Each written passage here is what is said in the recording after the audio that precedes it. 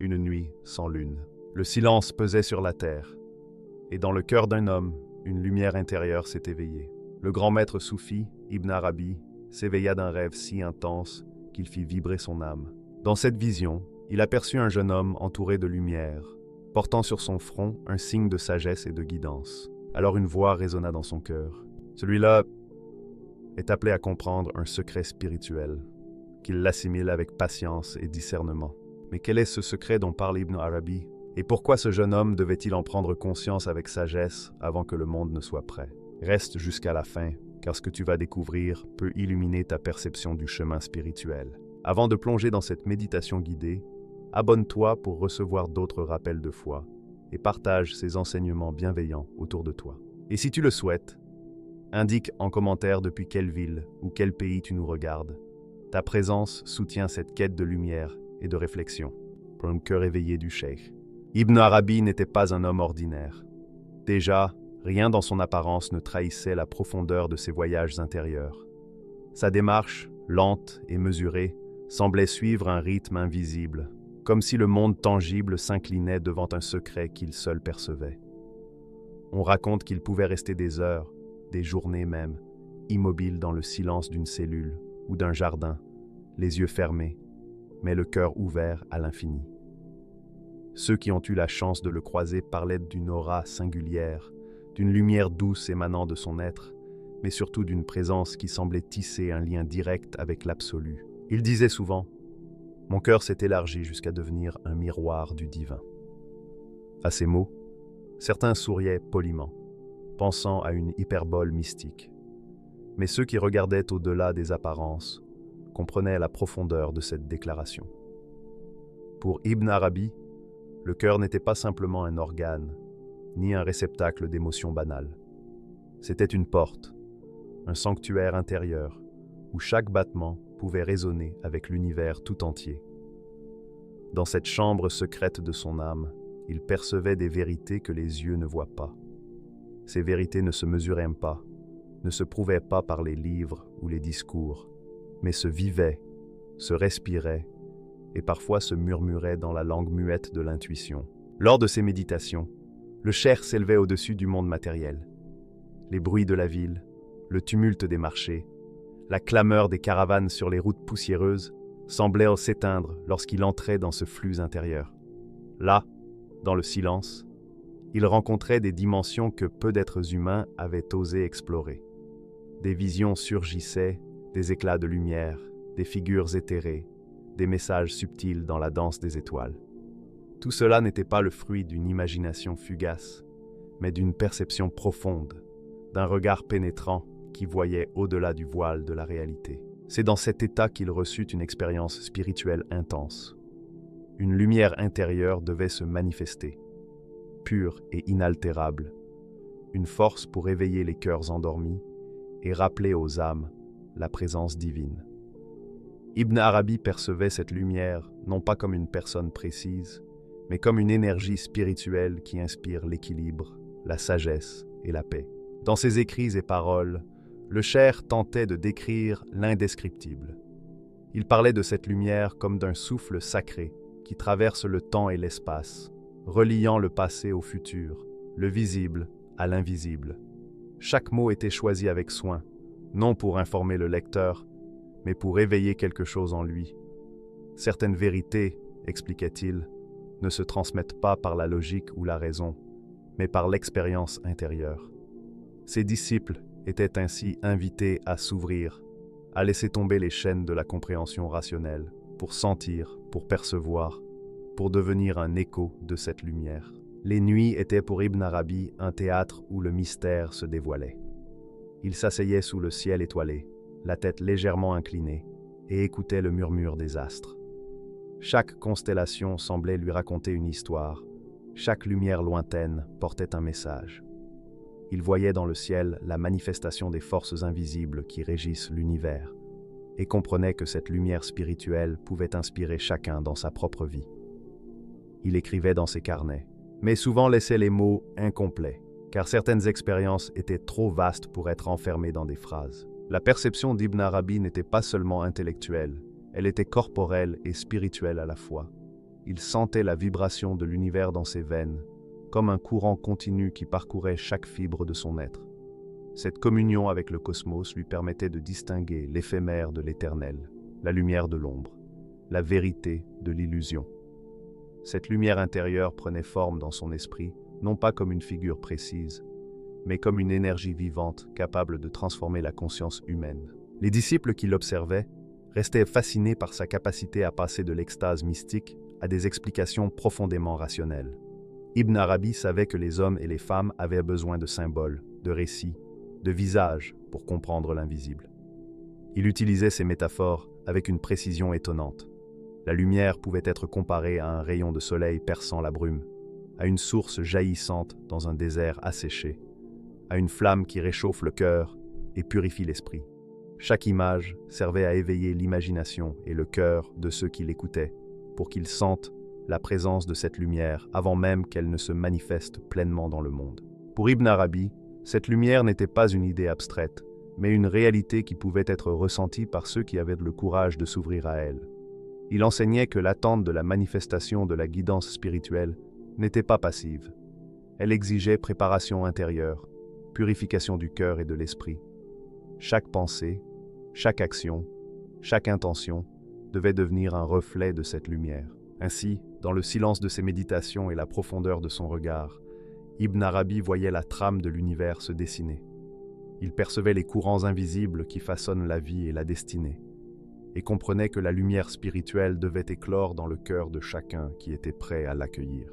La lumière cachée dans l'obscurité. Le cheikh comprit, au fil de ses méditations profondes, que la lumière véritable ne vient pas de l'extérieur. Elle ne surgit ni du soleil éclatant, ni des étoiles lointaines, ni des flammes visibles qui illuminent le monde. Ce n'était pas une illumination venue de la matière ou des éléments, mais une lumière subtile, intime, qui jaillit du cœur humain. Pour Ibn Arabi, le cœur n'était pas un simple organe, ni un réceptacle de sentiments ordinaires. Il était un microcosme de l'univers, un foyer où la lumière divine pouvait prendre forme et rayonner silencieusement dans l'existence. La lumière du corps s'éteint, disait-il, mais celle du cœur ne meurt jamais. Cette phrase, répétée à ses disciples, contenait plus qu'une vérité poétique. Elle révélait le premier secret de l'être humain. Tandis que tout dans la matière est éphémère, que le corps se flétrit et que les œuvres extérieures disparaissent avec le temps, la lumière intérieure reste. Elle traverse les siècles, invisible aux yeux de tous, et agit sur les consciences, même lorsqu'aucun témoin humain ne l'aperçoit. Ibn Arabi savait que cette lumière ne se mesure ni ne se voit, mais qu'elle transforme profondément celui qui la porte et ceux qui s'en approchent. Pour le cheikh, cette lumière n'est pas une force conquérante, ni un pouvoir politique. Elle est un cœur capable de dissiper l'obscurité qui engourdit les âmes. Cette obscurité n'est pas seulement extérieure, guerre, injustice, chaos, mais intérieure, peur, doute, ignorance. Chaque être humain porte en lui une part de cette obscurité, une brume qui voile la vision et limite la liberté. La lumière intérieure montre la voie, non par la force ou le commandement, mais par l'exemple, la pureté et la clarté du cœur. Cette idée fascinait Ibn Arabi. La lumière véritable ne se trouve jamais à l'extérieur, mais surgit toujours de l'intérieur. Elle est silencieuse, imperceptible aux yeux du monde, mais son impact est immense. Comme une source souterraine qui irrigue des terres asséchées, sans que personne ne la voie, elle nourrit, éclaire et transforme. Et Ibn Arabi méditait longuement sur cette notion. Comment cette lumière peut-elle naître dans le cœur humain? Comment se manifeste-t-elle? Et comment la reconnaître parmi tant d'ombres? Pour le cheikh, le cœur n'est pas seulement un centre émotionnel. Il est un espace sacré, où la conscience peut s'élever au-dessus des illusions et des attachements. C'est là que réside la vérité la plus profonde, et c'est là que la lumière intérieure puise sa force. Lorsqu'il parlait de cette lumière, il ne se limitait pas à une vision métaphorique. Il faisait référence à une énergie réelle, perceptible par ceux qui savent écouter. Les disciples racontaient que parfois, dans ces moments de méditation intense, on pouvait sentir cette lumière comme une vibration subtile, une chaleur douce qui envahissait l'air autour de lui et pénétrait les âmes. La lumière intérieure n'est donc pas spectaculaire. Elle ne fait ni bruit ni fracas. Elle agit silencieusement, comme une graine qui germe dans l'ombre. Ibn Arabi enseignait qu'elle se manifeste par l'alignement du cœur avec la vérité divine, par la pureté des intentions, par la bienveillance et la compassion. Chaque acte sincère, chaque parole juste, chaque pensée élevée nourrit cette lumière et la rend perceptible à ceux qui possèdent le regard intérieur. Dans ses méditations, le cheikh discernait également l'interaction entre lumière et obscurité. L'ombre n'est pas simplement le contraire de la lumière, expliquait-il, mais une tension nécessaire qui la rend perceptible. Sans obscurité, il n'y aurait pas de contraste, pas de relief. Les épreuves et les périodes de confusion ne sont pas des obstacles, mais des catalyseurs qui rendent la lumière plus éclatante. Ibn Arabi partageait souvent une vision poétique. Le cœur est comme un miroir caché dans une pièce sombre. Tant que la pièce reste obscure, le miroir semble inerte. Mais lorsque la lumière du cœur s'allume, le miroir reflète l'invisible, montrant des images que personne ne peut percevoir directement. Chaque être éveillé est ce miroir vivant. Il reflète la vérité divine et la rend perceptible pour ceux qui cherchent à voir au-delà de l'apparence. Cette lumière est universelle. Elle ne se limite à aucune culture, nation ou religion. Ibn Arabi voyait en elle un principe cosmique, la force intérieure capable de guider les âmes vers la clarté. Chaque être humain possède une étincelle de cette lumière, et la mission de chacun est de la cultiver, de rappeler aux cœurs endormis leur potentiel. Ce n'est pas une domination extérieure qui importe, mais l'éveil intérieur que cette présence inspire. Dans ses récits, Ibn Arabi décrivait parfois comment la lumière intérieure illuminait non seulement le cœur des individus, mais aussi des lieux, des paysages, des objets. Il percevait cette énergie comme une vibration invisible qui transforme tout ce qu'elle touche, révélant ce qui était caché et redonnant sens à ce qui semblait perdu. Elle peut dissiper le désespoir, effacer l'illusion et réveiller la conscience. Mais Ibn Arabi insistait, cette lumière exige réceptivité. On ne peut pas attendre qu'elle apparaisse de l'extérieur. Il faut préparer son propre cœur. La méditation, la purification des intentions, le détachement des désirs éphémères sont des chemins vers sa perception. La lumière n'apparaît pas dans un monde passif. Elle active celle qui dort en chaque être. Ceux qui sont prêts deviennent eux-mêmes porteurs de cette illumination. Le cheikh voyait également dans cette lumière un guide pour la société entière.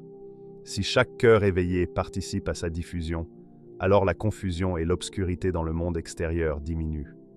Chacun devient un révélateur et un amplificateur. Il montre la lumière et inspire les autres à trouver la leur. La mission n'est pas de gouverner par la force, mais de transformer les âmes, car c'est de l'intérieur que la véritable révolution commence. Ainsi, pour Ibn Arabi, le secret fondamental se révèle dans cette formule. La lumière du corps s'éteint, mais celle du cœur ne meurt jamais. Tout le reste est secondaire, possession, pouvoir, apparence. Ce qui importe, c'est la flamme intérieure, sa pureté et son rayonnement. La lumière intérieure ne change pas seulement l'histoire des nations, mais celle des cœurs, une étincelle après l'autre, jusqu'à ce que les ténèbres se dissipent et que la clarté s'impose. Le secret de la vision. Le vent soufflait avec une violence contenue, comme si la terre elle-même retenait son souffle, consciente de la gravité de ce moment. Ibn Arabi, assis au centre d'une vaste clairière, les yeux clos, se tenait sur le seuil de l'invisible. Chaque souffle semblait traverser des dimensions cachées, éveillant des échos que l'oreille humaine ne pouvait percevoir. Là, dans l'espace suspendu entre le monde visible et les forces immatérielles, le cheikh invoqua le divin, non avec des mots, mais avec le tremblement silencieux de son âme. « Seigneur, que doit percevoir celui qui cherche la lumière ?» murmura-t-il, laissant les syllabes se dissoudre dans l'air nocturne. Cette question n'était pas simplement une interrogation, c'était une clé, une ouverture vers un savoir que peu d'êtres humains peuvent accueillir pleinement. Dans ce silence solennel, le monde invisible répondit, non par une voix, mais par une vibration subtile qui fit frissonner chaque brin d'herbe, chaque feuille dansante, chaque pierre reposant sur le sol ancien. La réponse tomba, voilée de mystère, comme un fragment de lumière aperçu à travers un nuage sombre, qu'il garde ce qu'il aperçut, jusqu'au moment opportun. Ces mots n'étaient pas un simple conseil, mais un enseignement sacré. La lumière intérieure, fragile et précieuse, devait être cultivée avec patience et silence. La connaissance qu'elle apportait n'était pas destinée à l'instant présent. Le monde n'était pas encore prêt, les cœurs n'étaient pas suffisamment ouverts, et toute révélation prématurée risquait de se perdre ou d'être déformée. Ibn Arabi sentit le poids de cette instruction comme un souffle de vent sur un sommet glacé, à la fois fragile et immense. La vision n'était pas seulement un secret personnel, mais un trésor spirituel. Elle contenait le potentiel de transformation intérieure, mais aussi la responsabilité de préserver ce potentiel avec soin. Dans ses méditations, le cheikh imaginait le cœur humain, conscient de cette lumière, portant en silence cette étincelle divine au sein de l'obscurité, à l'abri du regard du monde. Le secret ne consistait pas seulement à cacher une connaissance, mais à l'incarner sans l'exposer. Chaque pensée, chaque geste, chaque respiration devait être imprégnée de cette lumière, mais sans que le monde extérieur en soupçonne l'existence. Cette dualité, porter la vérité sans la révéler, conférait une force subtile, presque surnaturelle. Ibn Arabi percevait cette tension comme le battement d'une corde tendue. Trop de pression, et elle pourrait se rompre. Trop peu, et le pouvoir demeurerait latent. Seuls les cœurs ouverts et purifiés pouvaient comprendre la portée de cette instruction.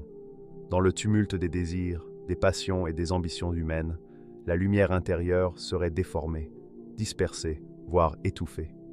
Ibn Arabi savait que le secret n'était pas un poids, mais un instrument de purification. Celui qui accueille cette lumière doit apprendre à lui faire confiance, à la nourrir, à la protéger contre l'ignorance et l'impatience. Il doit devenir un sanctuaire vivant et silencieux, où la vérité peut se déployer à son rythme. Le cheikh percevait la scène avec une intensité sensorielle. Chaque détail du monde invisible lui apparaissait comme une peinture vivante. Des éclats de lumière vacillaient au loin, des ombres dansaient avec une précision hypnotique, et des murmures anciens se glissaient entre les pierres et les racines. Il comprenait que la lumière intérieure est à la fois fragile et puissante. Une seule erreur pourrait rompre son équilibre, mais protégée, elle reflète la clarté infinie de la vérité divine.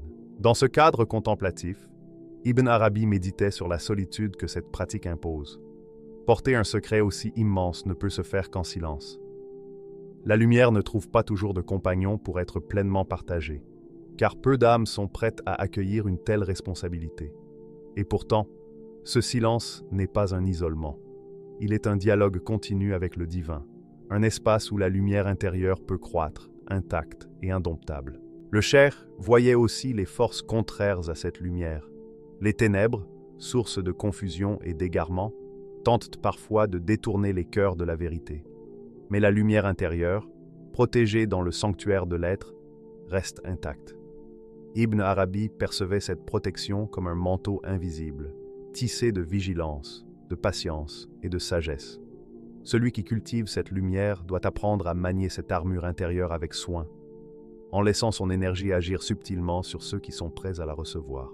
Le secret de la vision ne se limite pas à la connaissance ou à la perception. Il concerne l'âme, la structure même de l'être. Porter la lumière, mais rester invisible dans son rayonnement extérieur, exige une discipline rare. Ibn Arabi voyait cette discipline comme une danse entre conscience et mystère, un équilibre précaire entre révélation et retenue. Chaque moment de doute ou de faiblesse peut compromettre la lumière, mais chaque acte de vigilance la rend plus brillante, plus profonde, plus résistante aux influences extérieures. Dans ses visions, Ibn Arabi ressentait parfois le temps comme une mer mouvante.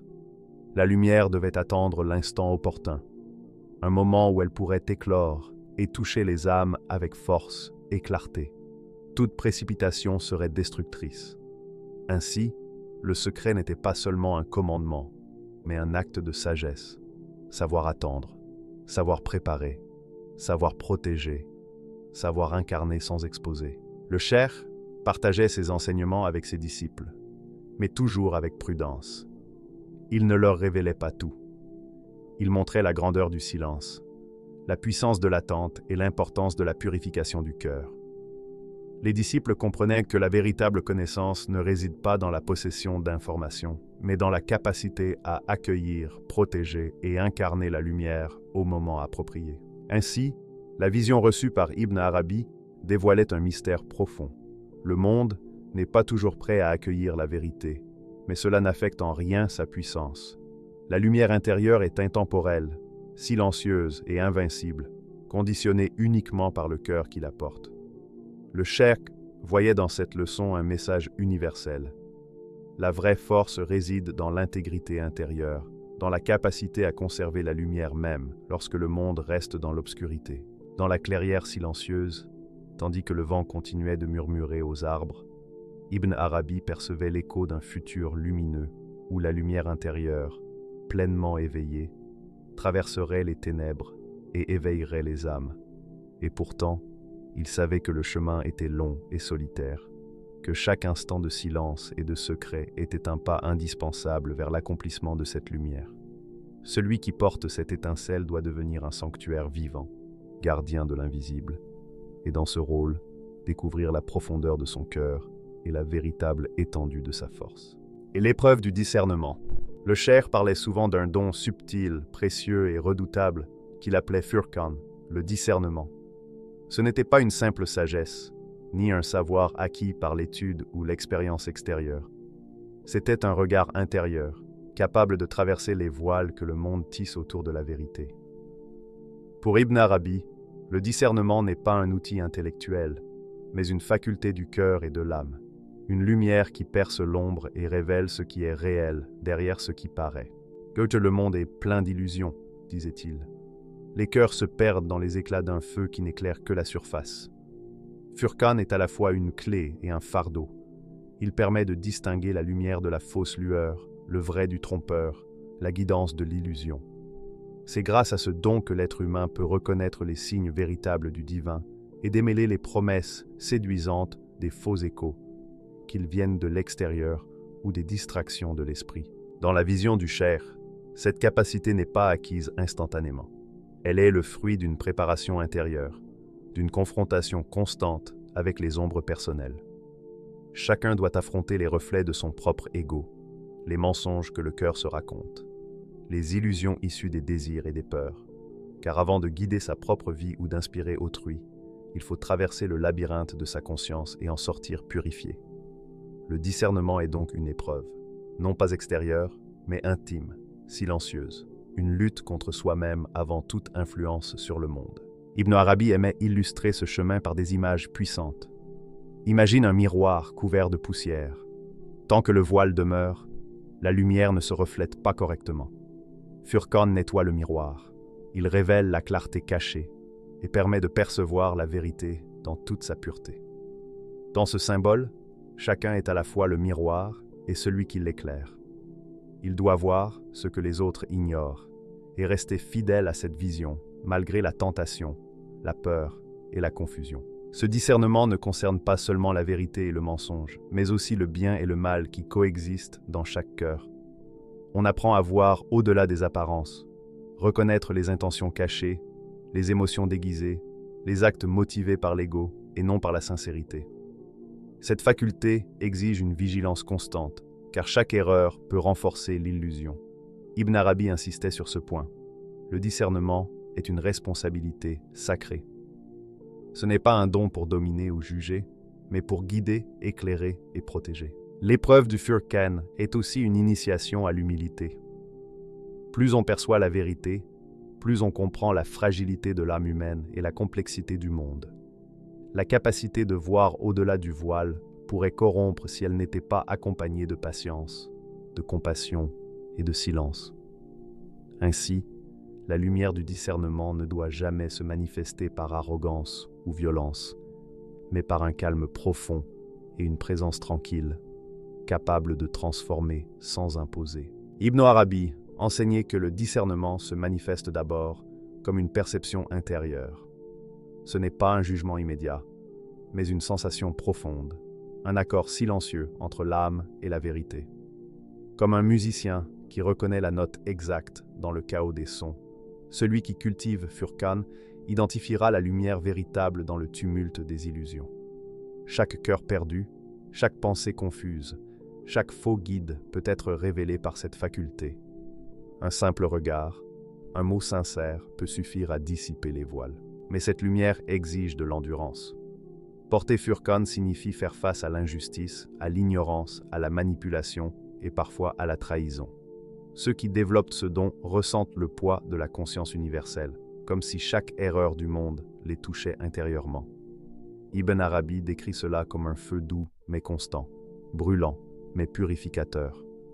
En portant ce fardeau, l'être humain devient un phare dans l'obscurité, mais un phare discret qui éclaire doucement ceux qui sont prêts à recevoir sa clarté. Le cheikh évoquait également la résistance qui surgit lorsque l'on détient Furqan. La lumière intérieure attire parfois l'opposition, car elle met en évidence ce qui est caché ou trompeur. Ceux qui vivent dans l'illusion peuvent se sentir perturbés par la clarté, et il faut apprendre à naviguer dans un monde où lumière et ombre s'entrelacent constamment. La discipline intérieure et la purification du cœur restent essentielles. La lumière du discernement doit rester intacte, même face à l'hostilité et à la confusion. Ibn Arabi employait des métaphores de la nature pour décrire cette épreuve. Furqan est comme un fleuve limpide traversant des eaux troubles. Il garde sa clarté malgré les tourbillons et les sédiments. Ou encore comme une étoile qui brille dans un ciel nuageux. Elle guide sans imposer, éclaire sans effacer la liberté de chacun. Celui qui cultive cette lumière devient un canal entre le divin et le monde, un vecteur de guidance, jamais un tyran. La poésie du cheikh est omniprésente dans ses enseignements. Il compare le discernement à un souffle de vent qui chasse la brume, subtil mais puissant, invisible mais efficace. Ce souffle arrive au moment exact où il est nécessaire. La patience est la marque de l'autorité véritable, non pas une domination imposée, mais un leadership spirituel qui transforme de l'intérieur. Ibn Arabi avertit aussi que le don de Furqan est un miroir de l'âme. Celui qui cherche à discerner doit d'abord se purifier. La lumière perçue dans le monde reflète la lumière en soi-même. Ainsi, chaque épreuve, chaque confrontation avec l'ombre du monde devient une occasion de purification, renforçant la clarté du cœur. C'est une danse délicate entre perception et purification, connaissance et humilité, pouvoir et responsabilité. Dans cette perspective, chacun est à la fois artisan et porteur de sa propre lumière. Il ne suffit pas de recevoir ce don, il faut le cultiver, le protéger et le perfectionner. Chaque jour est un apprentissage, chaque décision, une épreuve de discernement. Et c'est dans ce processus que se forge le vrai guide intérieur. Non pas celui qui commande par la force, mais celui dont la clarté inspire et élève ceux qui cherchent, qui hésitent, qui aspirent à la lumière. Ainsi, l'épreuve du discernement, telle que décrite par Ibn Arabi, révèle la complexité et la beauté du Furqan. Il ne consiste pas seulement à distinguer le vrai du faux, mais à vivre cette distinction dans chaque souffle, chaque pensée, chaque geste. Il transforme celui qui le cultive en guide lumineux, capable de naviguer dans le monde de l'ombre sans jamais se laisser corrompre. Et c'est par cette lumière intérieure, patiente, pure et vigilante, que chacun peut véritablement accomplir sa mission de guidance et d'éveil spirituel. Le choix divin. Le désert s'étendait à perte de vue, un océan de sable doré sous le ciel incandescent. Le soleil, haut et implacable, n'était qu'un spectateur silencieux de ce théâtre de l'invisible. Ibn Arabi, assis sur une dune, contemplait l'horizon, mais son regard n'était pas tourné vers le monde matériel. Il cherchait quelque chose de plus profond, de plus subtil, une présence qui ne se révèle qu'aux cœurs éveillés. Dans ce silence brûlant, il grava dans ses écrits une phrase énigmatique, presque un murmure qui transcende les mots « sage est celui que le sage choisit ». Ces mots portaient en eux toute la densité de l'univers. Ibn Arabi savait que la grandeur ne réside pas dans la naissance, dans les titres ou dans la richesse, mais dans la pureté de l'âme. La véritable lumière intérieure ne naît pas simplement dans un contexte favorable. Elle est façonnée par la patience, la vertu et la sincérité. C'est le sage, le divin, qui opère ce choix. Et ce choix est silencieux, invisible, comme une étoile qui apparaît seulement lorsque le ciel est prêt à la recevoir. Dans cette perspective, chacun devient une incarnation de justice et de guidance intérieure. La mission ne dépend pas d'une armée, d'une prophétie extérieure ou de l'accord des hommes. Elle dépend de l'alignement intérieur avec l'ordre cosmique. Ibn Arabi voyait dans le cœur pur un point de convergence où se rejoignent toutes les forces de l'univers, lumière et ténèbres, vérité et illusion, passé et futur. Et lorsque le moment viendra, ce cœur reconnaîtra le signal que Dieu seul connaît. Une vibration subtile, un souffle invisible, un frisson dans l'âme. Autant de signes intérieurs que l'homme ordinaire ne perçoit pas. La scène se déroule dans le monde tangible et intangible à la fois. L'être lumineux grandit parmi les hommes, inconnu et silencieux. Ses gestes, ses paroles, ses pensées sont imprégnés de cette pureté intérieure, et pourtant il semble n'être qu'un parmi tant d'autres. Mais cette apparente banalité est un écran nécessaire. Le monde n'est pas encore prêt à accueillir la révélation. Ibn Arabi compare ce temps d'attente à l'ombre qui précède l'aube, essentielle, protectrice, et pourtant remplie de tensions. Le choix divin n'est pas un événement spectaculaire. Il ne se manifeste pas par des éclairs ou des prodiges visibles. C'est une reconnaissance intérieure, un accord silencieux entre l'âme et la volonté divine. Chaque décision, chaque pensée, chaque intention devient une épreuve et une confirmation de ce choix. Le sage ne choisit pas seulement l'individu, il teste, il purifie, il prépare. La pureté de l'âme est à la fois critère et résultat. Elle est cultivée et une fois éveillée, elle croît jusqu'à atteindre sa manifestation lumineuse. Ibn Arabi explore également la notion de temps et de destin. Le moment du choix n'est pas celui que l'homme définit, mais celui que Dieu seul connaît. Et c'est là toute la beauté et la profondeur de ce chemin. L'être peut vivre dans l'ombre, inconscient pour le monde, mais pleinement conscient pour son propre cœur. Chaque rencontre, chaque silence, chaque épreuve contribue à préparer ce cœur à reconnaître le signal divin. C'est un chemin solitaire, intense, souvent invisible, mais infiniment puissant. Dans ses méditations, le cheikh décrit comment la justice intérieure s'incarne à travers l'harmonie de l'être. La justice qu'elle porte n'est pas seulement sociale ou politique, elle est spirituelle, universelle, capable de rétablir l'équilibre entre lumière et obscurité. Ibn Arabi voyait cette justice comme un flambeau intérieur, invisible mais omniprésent, qui guide ceux qui sont prêts à voir au-delà des apparences. La pureté de l'âme devient alors un vecteur de transformation pour le monde entier. La tension dramatique de cette section repose sur l'attente et le mystère. L'être choisi, éveillé intérieurement mais non encore reconnu, traverse les épreuves de la vie comme n'importe quel mortel. Et pourtant, chaque épreuve est un test. Chaque rencontre est un indice. Chaque souffle du vent ou éclat de lumière peut être un signe pour celui dont le cœur est attentif. Ibn Arabi insiste sur le fait que la reconnaissance du signal divin est subtile. Il n'y a pas de fanfare, pas de manifestation spectaculaire. C'est un murmure dans l'âme, une certitude silencieuse qui éclaire tout le reste. Le cheikh peint également le contraste entre l'être choisi et le monde qui l'entoure. Les foules, les sceptiques, peuvent ne jamais percevoir la lumière qui brille en lui. Mais ce n'est pas important. Ce qui compte, c'est la cohérence intérieure, la fidélité à la lumière qui l'a désigné. L'être lumineux devient alors une force invisible mais irrésistible, une présence qui transforme non par la violence, mais par la manifestation d'une pureté et d'une justice authentique. Ibn Arabi décrit aussi la dimension universelle du choix divin. Il dépasse les frontières humaines, les cultures et les religions. Ce n'est pas un privilège d'un peuple ou d'une époque, mais une décision cosmique. La pureté de l'âme transcende le temps et l'espace. Et lorsque l'être choisi reconnaît le signal divin, il devient un canal pour cette justice universelle, capable de toucher les cœurs et de rétablir l'équilibre. Enfin, le cheikh insiste sur l'instant ultime, le moment où tout converge. Le cœur purifié par l'épreuve et préparé par le silence, sans le signal invisible. C'est une révélation intérieure totale, une certitude absolue que tout ce qu'il a vécu l'a mené à ce point. À ce moment-là, il cesse d'être simplement un être humain parmi d'autres. Il devient l'incarnation d'un principe divin, un phare de justice et de lumière, choisi par le sage pour rayonner et transformer subtilement le monde. Dans la conclusion implicite de cette section, Ibn Arabi ne nous offre pas de fin spectaculaire, mais un souffle continu. L'être lumineux est là, éveillé, prêt, mais invisible pour le monde. Son heure viendra avec le signal divin, et lorsqu'elle viendra, son cœur saura, comme un écho de l'éternité, reconnaître la lumière qui l'a guidé. La grandeur de ce moment ne réside pas dans l'exhibition de la puissance, mais dans la fidélité silencieuse et la pureté absolue de l'âme. Ce que le cheikh Ibn Arabi a révélé n'était pas un simple poème mystique. C'était un message subtil, destiné à ceux dont le cœur est prêt à entendre. La lumière qu'il évoque n'est pas extérieure.